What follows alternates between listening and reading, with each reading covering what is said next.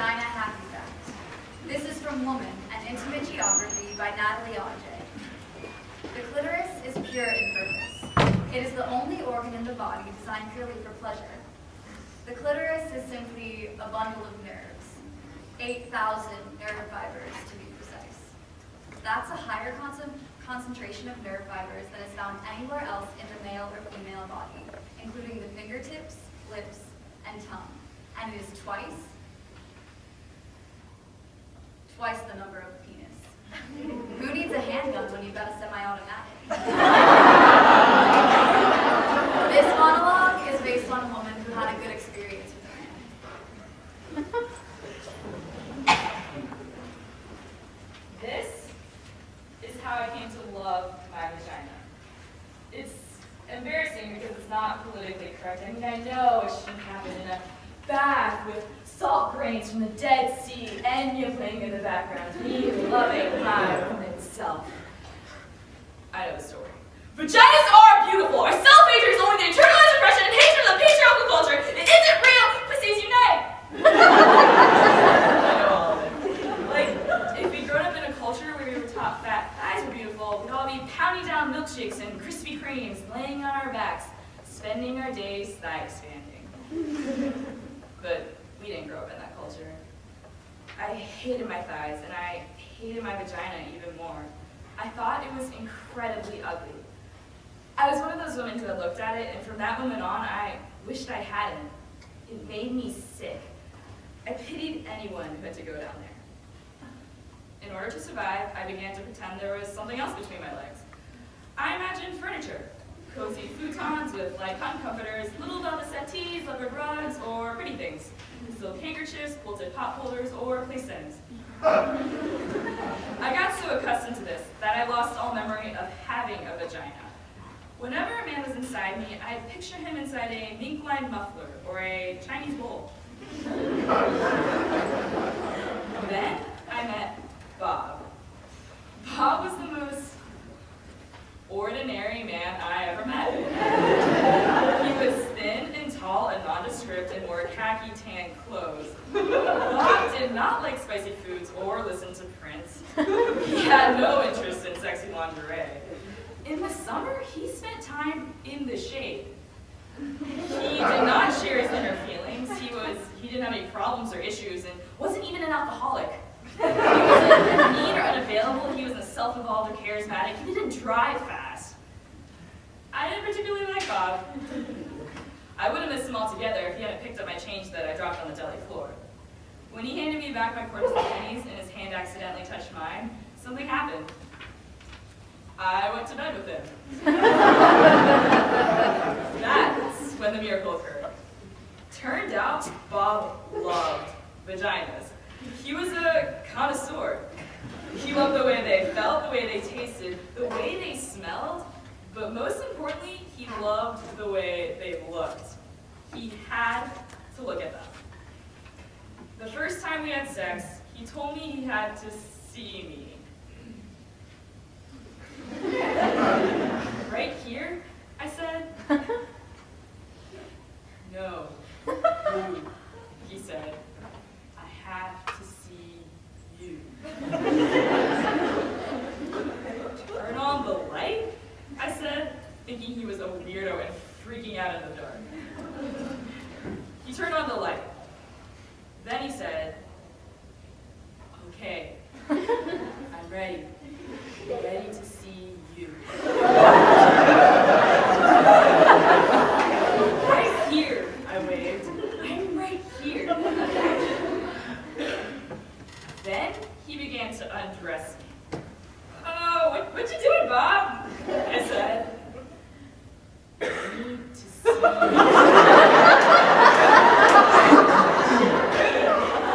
No need, I said, just do it.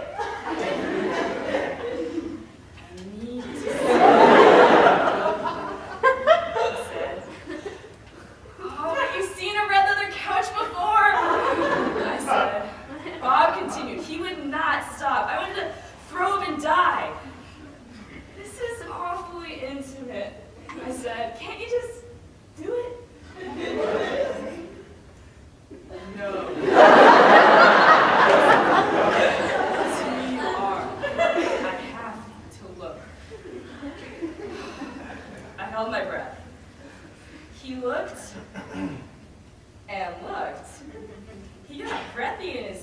changed. He didn't look ordinary anymore. He looked like a hungry beast. You're so beautiful, he said. You're so elegant and deep and innocent and wild. You saw that there? He was like he read my palm. I saw that, he said, and more. Much, much more. He stayed looking for almost an hour, as if he were studying a map, observing the moon, staring into my eyes, but it was my vagina. In the light, I watched him looking at me, and he was so genuinely excited, so peaceful and euphoric. I began to get wet and turned on. I began to see myself the way he saw me. I began to feel beautiful and delicious like a great painting or a waterfall. Bob wasn't afraid. He wasn't grossed out. I began to swell, began to feel proud, began to love my vagina. And Bob lost himself there. And I was there with him, in my vagina. And we were gone.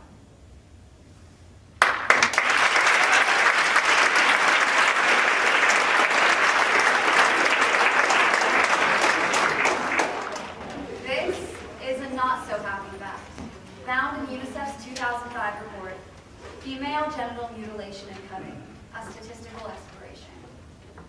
Female genital mutilation has been inflicted on approximately 130 million girls and young women. In the 28 countries where it's practiced, mostly in Africa, about 3 million young girls a year can expect the knife, or the razor, or the glass shard, to cut their clitoris or remove it altogether. In a man, it would range from amputation of most of the penis to removal of all of the penis. Short-term results include tetanus, hemorrhages, cuts in the urethra, bladder, and vaginal walls. Long-term, chronic uterine infection, increased agony and danger during childbirths, and early deaths. There has been a horrific regional war raging in the Congo over minerals for the last 14 years. Nearly 6 million people have died, and hundreds of thousands of women and girls have been raped and sexually tortured. The women of the Congo and the Foundation Ponzi with V-Day have opened City of Joy, a revolutionary leadership community for the survivors of violence in the city of Bukavu in eastern Congo. Despite the unthinkable horrors the Congolese women have survived, they are devoted, with real power and courage, to carving out a new path towards a peaceful and empowered future. And they are still dancing. This monologue is for them.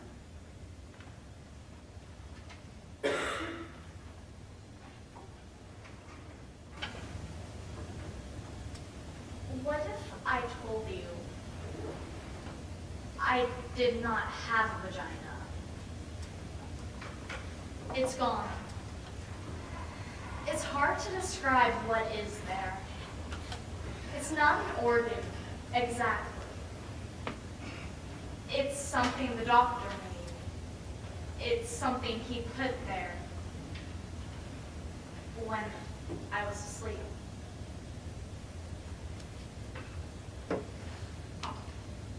You would not recognize it. It is not a vagina. It is an outcome. It is the mad look in their eyes. It is the way they took turns and never saw me. It is their thrusting and tearing.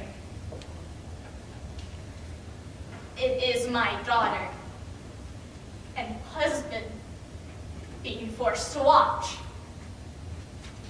It is what they stole from our minds. It is their foul smell down there. It is the blood, the hot plastic, the burning,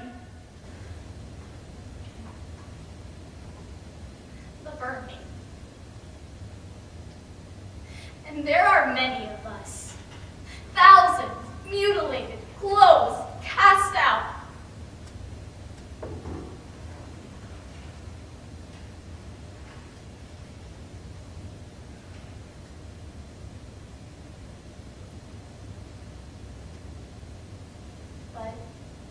forest we found each other. And at first we could not speak, but the larks did not let us sleep, and the swamp bush willow kept us green. And the wind and the mad rains washed our grief. We are gathering now. We are preparing. You will be surprised what lives here now, underneath our brightly colored pines, between our legs. Don't be fooled. Our vaginas know how to prepare. Our vaginas know how to dance. Our vaginas know strategies. Our vaginas have nothing to lose. We are coming soon.